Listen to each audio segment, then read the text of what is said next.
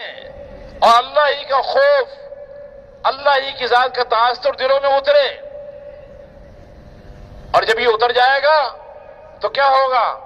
چونکہ یہ انسان تجھے اللہ نے اپنے لیے بنایا ہے، تو اللہ کا بننے کے لیے پہلا کام اپنا تعلق اپنے اللہ سے درست کرنا ہوگا، ایمان کے ذریعے، لا الہ الا اللہ کے ذریعے. یہ لا الہ الا اللہ یہ ایک نظریہ ہے، اور یہ لا الہ الا اللہ یہ دل کا عمل ہے. یہ سب سے پہلا اللہ کا مطالبہ ہے، اور یہ لا الہ الا اللہ یہ سب سے پہلے اللہ کا حق ہے. جب یہ لا الہ الا اللہ اندر میں اتر جائے گا تو محمد الرسول اللہ اس کے پورے جسم کی زینت بن جائے گا. پھر اس کا دیکھنا، اس کا سننا، اس کا بولنا، اس کا ہاتھوں سے پکڑنا، پاؤں سے چلنا، تجارت کرنا، زمیندارہ کرنا، حکومت اور ملازمت کرنا، گھر کی زندگی، باہر کی زندگی، یہ ساری کی ساری اللہ کے احکامات کی پابند بنے گی. یہ خواہشات کا پابند بن کے نہیں چلے گا، یہ خواہشات کا غلام بن کے نہیں چلے گا، اپنی منچائی والی زندگی نہیں گزارے گا. اس لیے کہ اللہ نے اس کو سب سے قیمتی بنایا ہے، سب سے خوبصورت بنایا ہے. خوبصورتی کو باقی رکھنے کے لیے اسے اللہ کا بندہ بننا ہوگا. اور اللہ کا بندہ بننے کے لیے سب سے زیادہ اللہ کا جو محبوب بندہ ہے، سب سے زیادہ اللہ نے جس کا مقام بنایا ہے، سب سے زیادہ جس کو اللہ نے عزت کی چوٹی پر چڑھایا ہے، جو اس کائنات کا جو وجہ کائنات ہے، جو سارے نبیوں کا امام ہے، جو اس دنیا کے اندر بھی اللہ نے اس کو سب سے بڑا مقام دیا، اور قیامت میں بھی اللہ اس کو سب سے بڑا مقام دیں گے، اور وہ حضرت محمد مصطفیٰ احمد مجتبی آمنہ کا لال سرتاج حضرت محمد صلی اللہ علیہ وسلم ہیں. تو اپنے آپ کو حضرت محمد صلی اللہ علیہ وسلم کا غلام بنا کے زندگی گزارنی ہوگی. خواہشات سے بری ہو کر، رسومات سے بری ہو کر، قوم اور برادری کی رسومات سے اپنے آپ کو بچا کر، حالات سے متاثر ہوئے بغیر، دنیا کے شعبوں چیزوں سے متاثر ہوئے بغیر یہ اللہ کے احکامات کا پابند بنے گا، اور اللہ کے نبی حضرت محمد صلی اللہ علیہ وسلم کا کامل متبع بنے گا. یہ بڑا بننے کا طریقہ ہے. آج ہر آدمی بڑا بننا چاہتا ہے، ہر آدمی کامیابی چاہتا ہے، ہر انسان عزت چاہتا ہے، سکون چاہتا ہے، اطمینان چاہتا ہے، برکتیں چاہتا ہے، رحمتیں چاہتا ہے.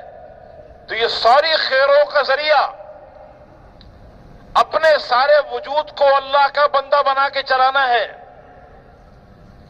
یا میں دھوکہ لگ گیا کہ مال جمع کرو بڑی عزت ملے گی، جتنا پیسہ ہوگا اتنی بڑی عزت ہوگی، جتنا بڑا بنگلہ ہوگا اتنی بڑی کامیابی ملے گی، جتنی بڑی بڑی گاڑیاں ہوں گی اتنا زیادہ سکون ملے گا.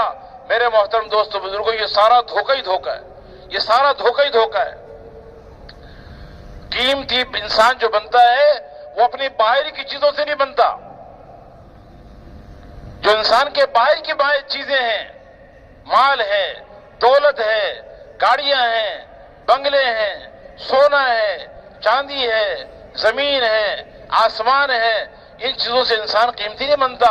انسان قیمتی بنتا ہے اپنے اندر کی مایا سے، اور اندر کی مایا لا الہ الا اللہ ہے، اندر کی مایا محمد الرسول اللہ ہے، اندر کی مایا اطاعت ہے، اللہ کی مان کے چلنا ہے، اندر کی مایا توکل ہے، اللہ کے اندر کی مایا تقوی ہے، گناہوں سے اپنے آپ کو بچانا ہے، نافرمانی سے اپنے آپ کو بچانا ہے.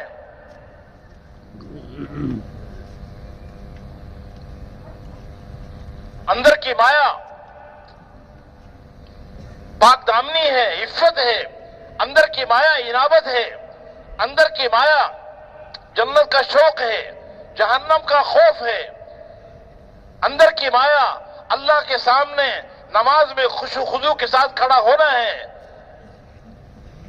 یہ وہ اعمال ہیں جن اعمال سے انسان اللہ کے ہاں اس کا مقام بنتا ہے. آج ہمیں دھوکہ لگ گیا، اس لیے کہ دھوکے باز دنیا نے ہمیں دھوکے میں ڈال دیا، شیطان نے ہمیں دھوکے میں ڈال دیا. کو اللہ نے بہت مزین کر کے انسانوں کے سامنے پیش کر دیا. یہ دنیا بہت زیادہ چمکتی دمکتی نظر آتی ہے اور انسان کو دھوکے میں ڈالتی ہے. اللہ کے نبی نے اس کے دھوکے سے ڈرایا کہ دیکھو الا وان الدنیا عرض حاضر یاکل منہ البر والفاجر. دیکھو کان کھول کے سن لو، یہ دنیا تھوڑا سا نقدی کا سامان ہے، اس میں سے تو نیک بھی کھا رہا ہے اور نافرمان بھی کھا رہا ہے. یہ اصل دنیا نہیں ہے. اس کی زیب و زینت تمہیں اپنے اندر مشغول کر رہی ہے. یہ کھیل کود کا سامان ہے. اعلموا انما الحیات الدنیا لعب و لہو.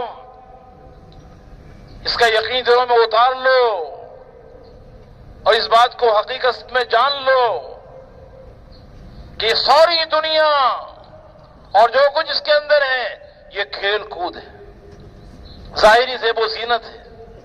وتفاخر بینکم، کسی کو اللہ نے مال زیادہ دیا، کسی کو کم دیا، کسی کو اولاد زیادہ دی، کسی کو کم دی، کسی کو دنیا کے نقشے کم دیے، کسی کو زیادہ دیے. آپس میں فخر کا ذریعہ ہے، تھوڑا سا بس زبانی فخر ہے. وتکاثر فی الاموال والاولاد، مال و اولاد میں بڑھوتری کا ذریعہ ہے ظاہری طور پر. کمثل غیث اعجب الکفار نباته ثم یہیج فتراه مصفرا ثم یکون حطاما. اس کی مثال تو ایسی ہے جیسے آسمان سے بارش ہوئی، مردہ زمین لہلہانے لگی اور اس میں سبزہ اگ گیا، غلہ اگ گیا اور فصل تیار ہو گئی. اور اس فصل کو دیکھ کر کتنی اچھی فصل آئی ہے، کتنا اچھا غلہ تیار ہو چکا ہے اور وہ فصل چمک رہی ہے، دمک رہی ہے اور کسان دیکھ دیکھ کے خوش ہو رہا ہے کہ ماشاءاللہ کتنی اچھی فصل آئی ہے. لیکن تھوڑی دیر کے بعد وہ ساری فصل خشک ہونا شروع ہو گئی اور زرد ہو گئی اور خشک ہو کے زرد ہو کے ٹوٹ کے گر گئی. فرمایا یہ ساری دنیا جو آج چمکتی میں نظر آ رہی ہے، مزین نظر آ رہی ہے، یہ سارا کھیل کود کا سامان ہے، یہ سارا ایک دم ختم ہو جائے گا، یہ سارا ختم ہو جائے گا. اس لیے اس کے دھوکے میں نہ آنا، اس سے جی نہ لگانا، اس کی وجہ سے اللہ کو ناراض نہ کرنا، اس کو اپنے دل میں نہ بٹھانا. اس دنیا کی وجہ سے، دنیا کی چیزوں کی وجہ سے اللہ کے احکامات کو نہ چھوڑنا، نبی والی زندگی کو نہ چھوڑنا. یا ایھا الذین آمنوا لا تلھکم اموالکم ولا اولادکم عن ذکر اللہ. اے ایمان والو دیکھو ہوشیار رہنا کہ تمہارے مال اور تمہاری اولاد یہ تمہیں اللہ کے ذکر سے، اللہ کے دین سے، اللہ کے احکامات سے غافل نہ کر دیں. انما اموالکم واولادکم فتنہ، یہ تمہارے مال اور تمہاری اولادیں یہ فتنہ ہے، آزمائش کا سامان ہے. ان من ازواجکم واولادکم عدو لکم فاحذروہم، تمہاری بیویاں اور تمہاری اولادیں یہ تمہارے دشمن ہیں، ان سے بچ کے رہنا. یہ کہیں ایسا نہ ہو تمہیں اللہ سے غافل کر دیں. یہ دنیا اور دنیا کا ساز و سامان یہ دھوکے باز ہے. اس لیے فرمایا فلا تغرنکم الحیات الدنیا. اے ساری دنیا کے انسانوں، اللہ کا وعدہ حق ہے. یہ سارا قرآن اللہ نے بیکار نازل نہیں کر دیا، نبیوں کو اللہ نے بھیجا، کتابوں کو اللہ نے نازل کیا، یہ ساری کائنات کو اللہ نے بنایا اور احکامات دیے، نبیوں کو بھیجا. نبیوں نے جا کے انسانوں کو دعوت دی کہ بھئی مرنا ہے اور قبر میں جانا ہے اور مرنے کے بعد دوبارہ اٹھنا ہے، اپنے ایک ایک عمل کا حساب دینا ہے. یہ اللہ کا وعدہ ہے اور یہ بالکل حق اور سچ ہے. یومئذ تعرضون لا تخفى منکم خافیہ. ایک دن آنے والا ہے قیامت کا، اس دن تمہارے اعمال تمہارے سامنے پیش کیے جائیں گے اور کوئی تمہارا عمل اللہ سے چھپ نہیں سکے گا. وَإِن مِّنكُمْ إِلَّا وَارِدُهَا. ایک دن آنے والا ہے کہ تمہیں پل صراط پہ سے گزرنا ہے. فَأَمَّا مَنْ ثَقُلَتْ مَوَازِينُهُ فہو فی عیشۃ راضیہ، جس کے اعمال نامے وزنی ہوں گے وہ بڑی خوبصورت اور بہت بہترین خوشی والی زندگی میں ہوگا۔ وَأَمَّا مَنْ خَفَّتْ مَوَازِينُهُ فَأُمُّهُ هَاوِيَةٌ، اور جس کے اعمال نامہ ہلکا ہو گیا، نیکیوں کا اعمال نامہ، اس کا ٹھکانہ جہنم ہے، یا اعمال کا وزن کیا جائے گا۔ اس کا یقین رکھنا ایک دن آنے والا ہے تمہارے اعمال کا وزن کیا جائے گا اور تمہیں اپنے اللہ کے سامنے پیش ہونا ہوگا۔ انی ظننت انی ملاق حسابیہ، اس لیے اس کو یاد رکھو کہ ایک دن میرا حساب ہونے والا ہے اور اللہ کے سامنے مجھے پیش ہونا ہے۔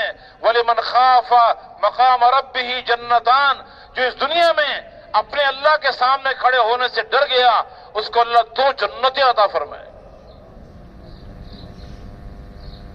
غافل بن کے زندگی گزارنا، اللہ سے غافل، اللہ کے احکامات سے غافل، اللہ کے نبی کی زندگی سے غافل